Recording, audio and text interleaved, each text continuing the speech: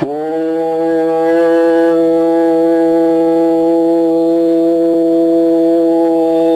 ஈஸ்வரா குருதேவா. அதை யாருமே கோயிலை என்றது காரணம் ராம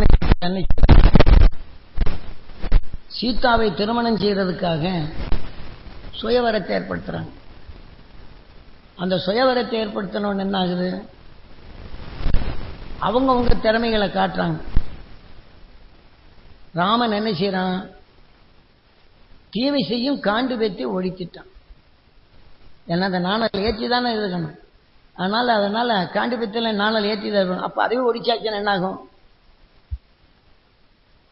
அதே போல தனக்குள் இருக்கக்கூடிய தீமையான குணங்களை அங்க முறிக்கிறது வேண்டும். அப்ப நமக்குள்ள என்ன செய்யுது, நம்ம எல்லாருக்கும் அந்த நிலை கிடைக்க நாம் எண்ணும் போது கல்யாண ராமா நமக்குள் எண்ணங்கள் ஒன்று சேர்த்து வாழும். இல்லைன்னா நீங்க வெளியில மட்டும் சண்டை இல்லை, ஒவ்வொருத்தர் சொன்ன உணர்வு நம்ம உடலுக்குள் போனோன்னு அணுக்களா மாதிரி இதுக்கு அதுக்கும் சண்டை. இதுக்கு வலிக்குது, தலை வலிக்குது, கண் வலிக்குது, படனி வலிக்குது, எல்லா வேலையும் வரும். யார் சண்டை போடுறோம், நான் வெளியில் தான் இருக்கிறான்னு நினைக்கிறான்.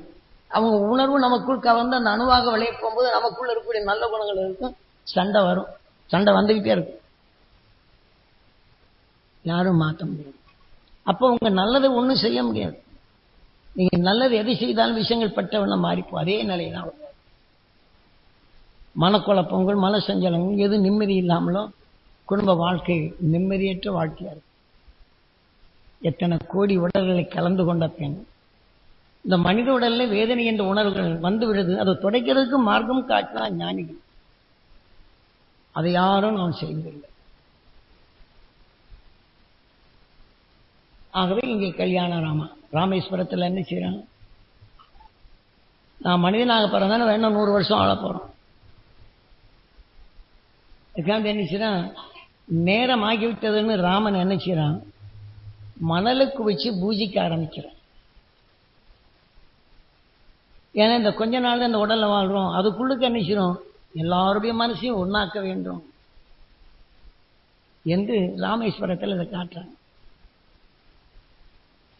அப்ப பிடிச்சு வச்சு கும்பிட ஆரம்பிச்சாங்க. இப்ப நம்ம கோயில் என்ன செய்யறாங்க, எல்லாருடைய தீமைகளை மறந்துட்டு அவங்க எல்லாம் நல்லா இருக்கணும் ஒன்று சேர்த்து நம்ம என்ன செய்யறோம், கொஞ்ச நாள் தான் வாழ்றோம் அப்படிங்கிறவரை எல்லாரும் ஒரே மனசோடு இருந்தோம்னா அப்ப அந்த மகிழ்ச்சியோட உணர்வு நாம் எடுக்கப்படும் போது இந்த உடலுக்கு அப்புறம் பிறவியெல்லாம் நிலை அடையும்.